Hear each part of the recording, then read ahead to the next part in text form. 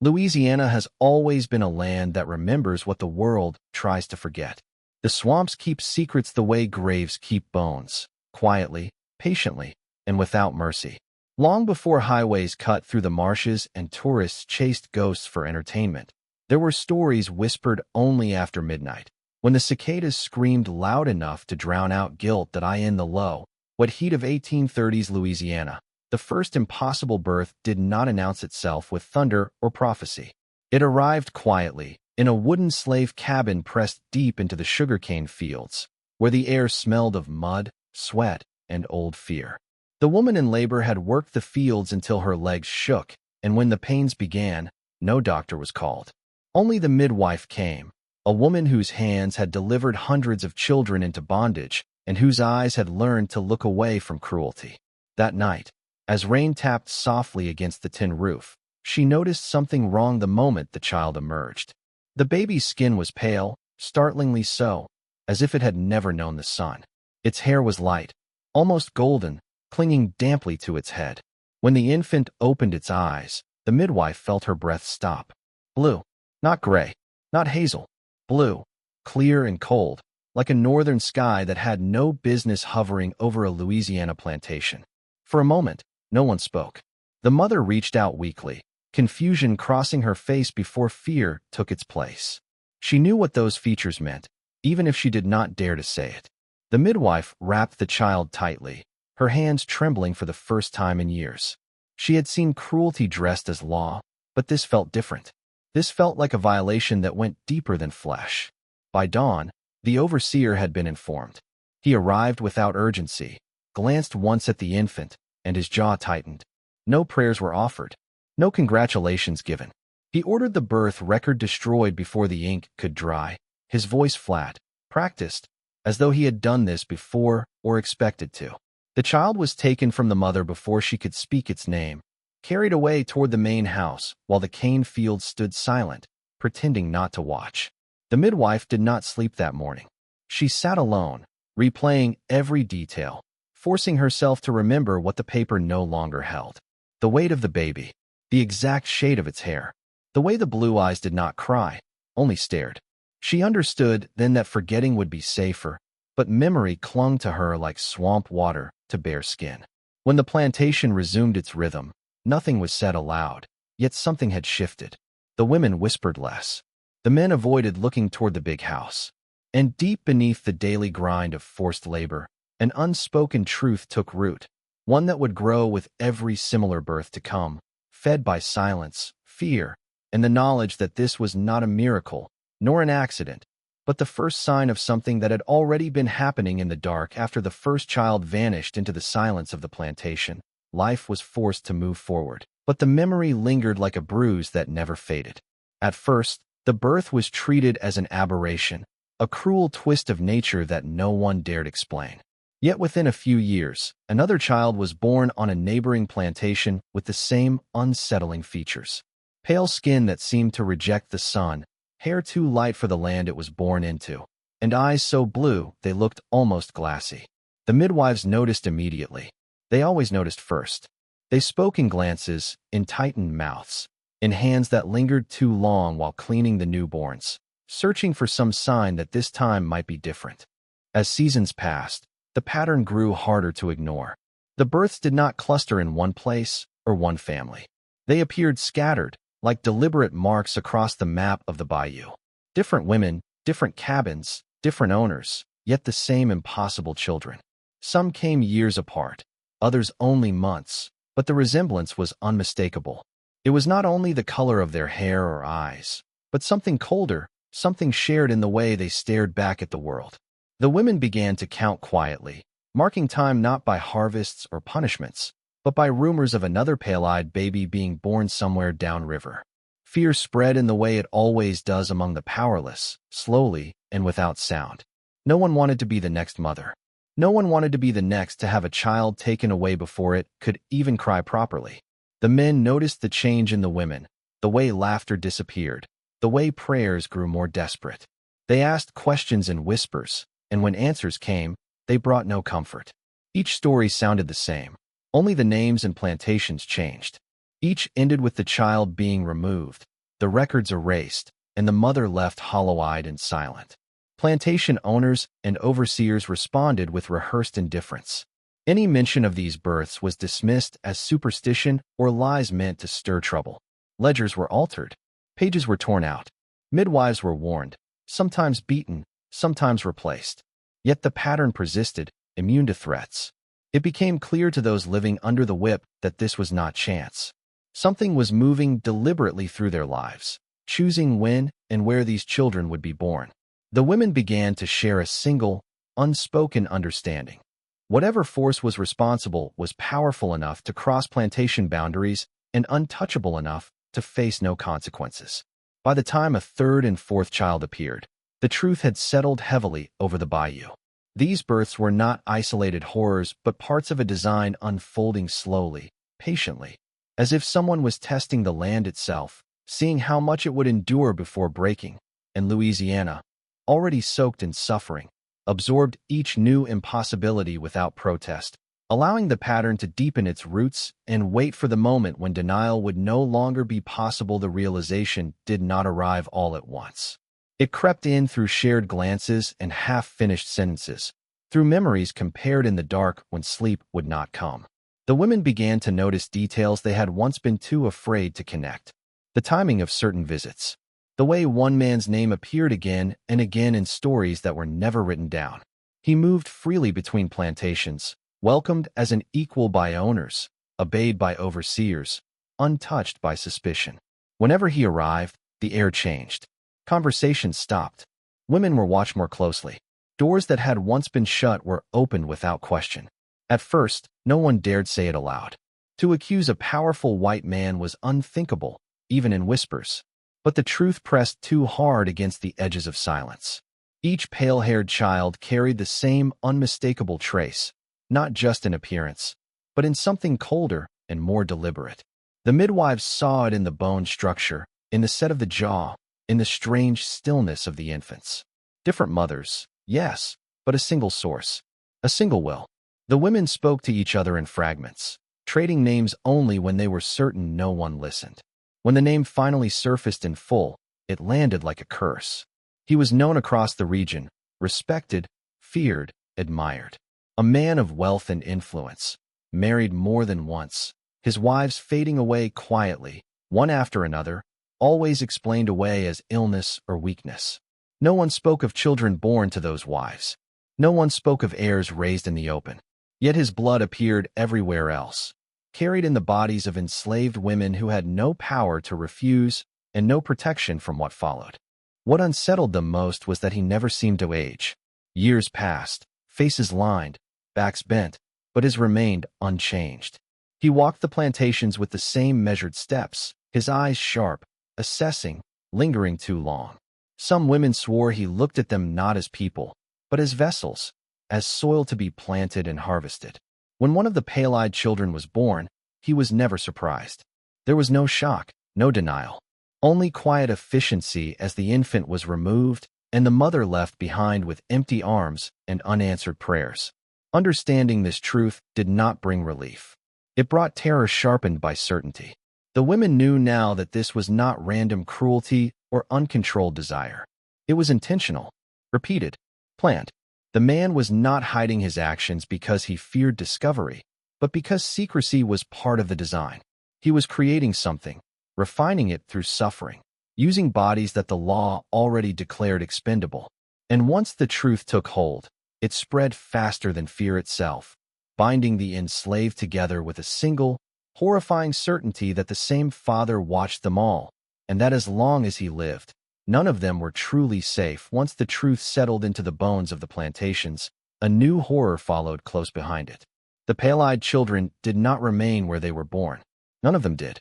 From the moment they drew breath, their lives were redirected elsewhere, funneled toward a place that existed only in rumor and dread.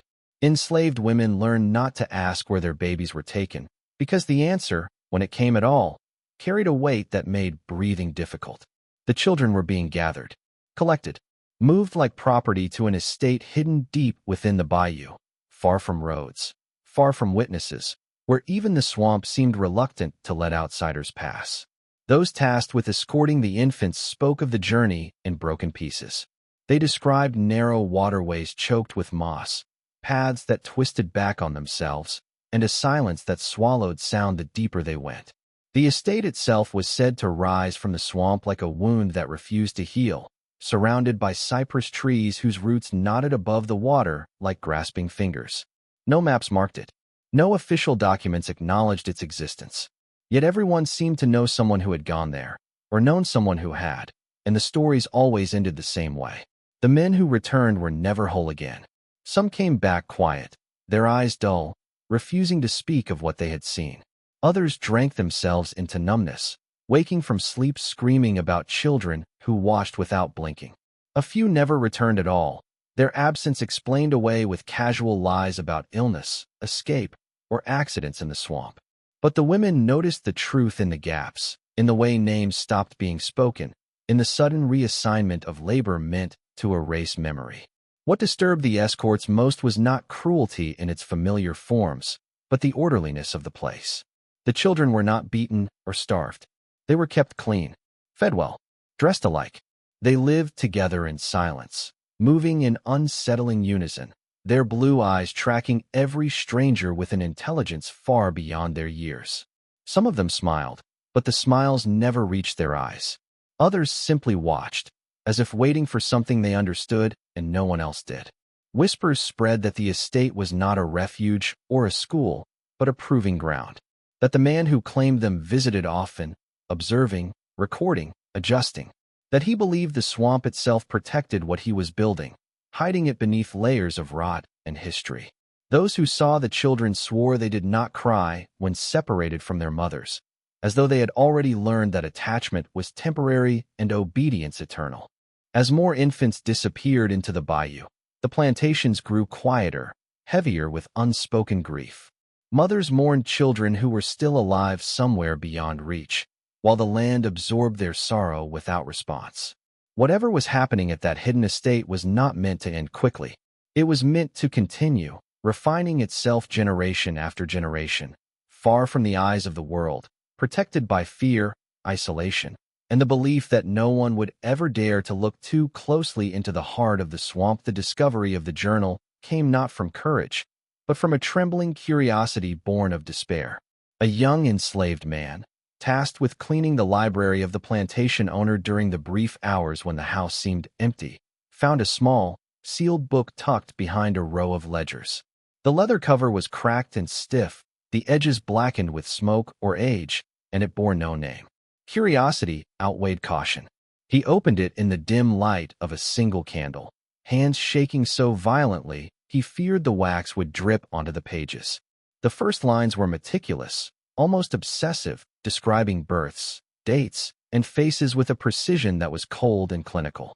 At first, it seemed like a record, a ledger of some kind, until he read further and realized that these were not just observations, they were experiments. The entries spoke of blood, of lineage, of a desire to perfect something the writer called purity. The man who wrote it measured the infants, charted eye color, recorded the lightness of hair, noted how they responded to fear, to comfort, to voices. The enslaved man's stomach churned as he understood that every child taken to the hidden estate had been catalogued before it was even born. The journal described women with a detached precision, noting physical features, temperament, even their obedience under labor, as if their suffering were a variable in some horrific formula. The plantation owner's handwriting was careful, deliberate, almost loving in the way it detailed horrors. Each entry read like a prayer offered to a god of his own invention, one that demanded control, measurement, and obedience above compassion. Some pages were more disturbing than others. They described experiments in isolation, in observation, in emotional manipulation. Children were watched for hours, days, their reactions recorded in small, careful notes. The journal suggested that the writer believed he could shape not only their bodies, but their minds, that he could breed a kind of perfection from human beings who had no choice in the matter.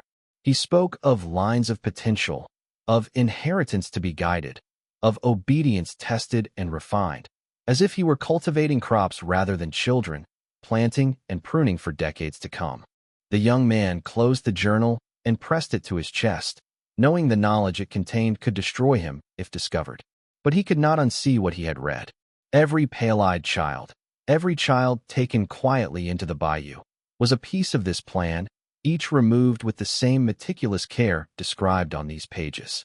The plantation owner had not acted randomly, nor had he acted out of mere cruelty. Every step, every disappearance, every pale-eyed infant was part of an ongoing design, carefully chronicled, measured, and executed. The journal revealed the scale of what was happening, the depth of obsession, and the certainty that, in this twisted mind, nothing happened by accident. The young man realized that fear alone was not enough to protect them, that secrecy was not enough to hide the horror, and that understanding the owner's intent was only the beginning of the nightmare that had already taken root in the swamp. The night of fire came like a storm that had been whispered about for years, long before torches lit the edges of the swamp and the cries of rebellion began. The enslaved who had long suffered in silence, whose bodies were bent by labor and whose minds had carried the weight of unspeakable knowledge, finally gathered courage together, fueled by anger and the gnawing despair of stolen children. They moved through the darkness with careful steps, the sound of water dripping from cypress knees masking their approach, until the outline of the hidden estate loomed before them, an unnatural structure rising from the swamp like a corpse refusing to rot. Smoke and the faint glow of lanterns flickered through its windows, casting long, grotesque shadows across the moss-draped ground, and a chill ran along their spines that had nothing to do with the cold night air. As they set fire to the edges of the property, the estate seemed almost aware of their intrusion. Doors opened that should have been locked. Corridors stretched further than they should, twisting in ways that made hearts pound and minds question sanity. And then they saw the children. Not screaming, not crying, not confused. They were seated in small, orderly rows, pale hair glinting in the firelight, eyes wide, blue and unyielding, staring as if they had always known this night would come. Some smiled, but it was a smile that carried neither warmth nor innocence, only the unsettling calm of something long trained to wait, to observe, to endure. The enslaved men and women froze, the righteous fury in their veins colliding with the inexplicable dread of what they faced. Every movement, every flicker of candlelight, seemed calculated, rehearsed, as though the estate itself and its occupants were extensions of the plantation owner's will, his obsession made manifest. There were rooms they dared not enter, doors that led only to darkness so thick it swallowed light, and whispers that seemed to emanate from the walls themselves, the sound of the past repeating in low, mournful tones. The children did not scream when the flames crept closer. They did not call for help. They simply watched, their eyes unblinking, their heads turning in unison to follow every intruder, as though measuring, judging, and cataloging.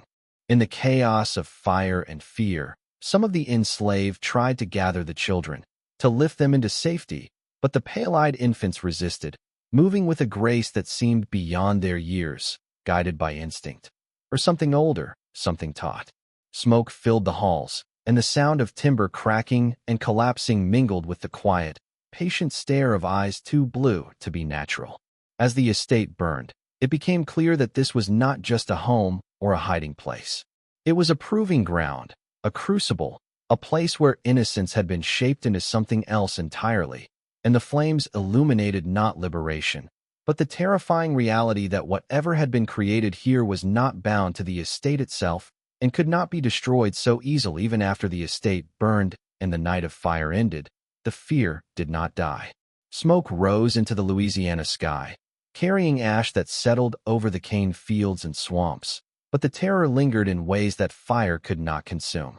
The plantation owner disappeared as if the flames themselves had swallowed him whole, leaving behind only scorched timber, charred furniture, and the echo of a plan that had already outlived its architect.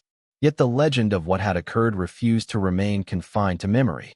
Mothers who had lost their children whispered of nights when pale eyes watched them from the shadows of their cabins, and even the wind through the moss seemed to carry warnings, reminders that some things could not be destroyed. The swamp itself felt heavier, more oppressive, as though it had absorbed the estate's obsession and kept it alive. Generations passed, and the pattern did not end with the ashes of one estate. Midwives in distant parishes began reporting births that should not have been possible, children who carried the same impossible combination of blue eyes and pale hair, with no father listed, no explanation provided.